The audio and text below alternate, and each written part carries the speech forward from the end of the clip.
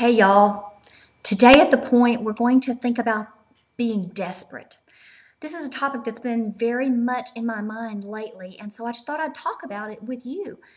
The definition of the word desperate is overwhelmed with urgency and anxiety, to the point of losing hope, wanting or needing something very much, so drastic or reckless as to be suitable only for a last resort.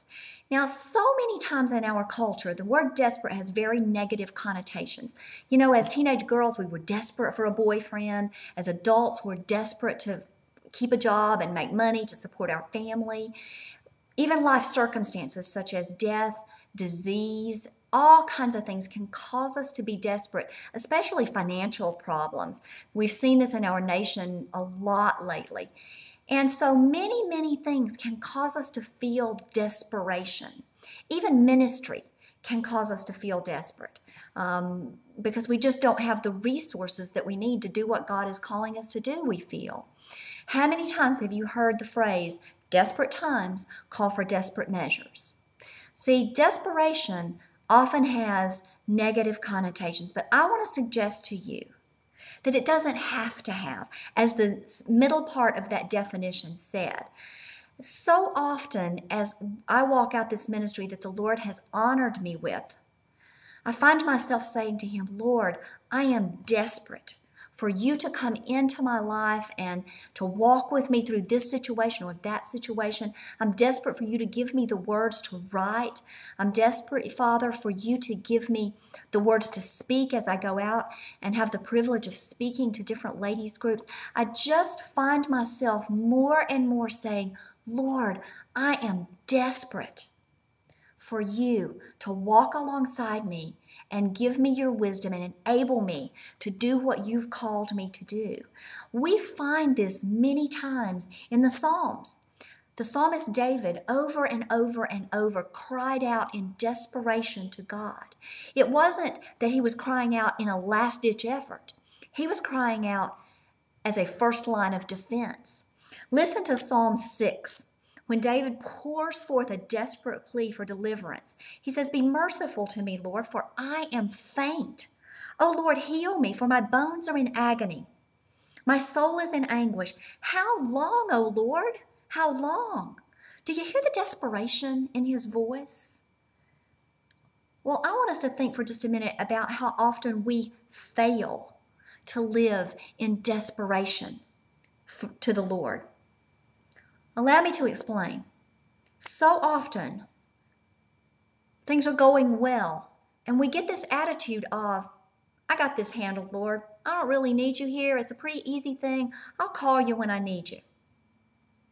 Now, we may not say that verbally, but our actions say that to the Lord and often to those around us. Our actions may say that in that we cut back on our Bible study time because so many other things are vying for our attention. Our actions may say, I'll call you when I need you, Lord, by our prayer time becoming, Lord, forgive me of my sins, bless me and my family, oh, and bless this food. Our actions may say that we're not desperate by us going to worship service with the attitude of, what am I going to get out of this?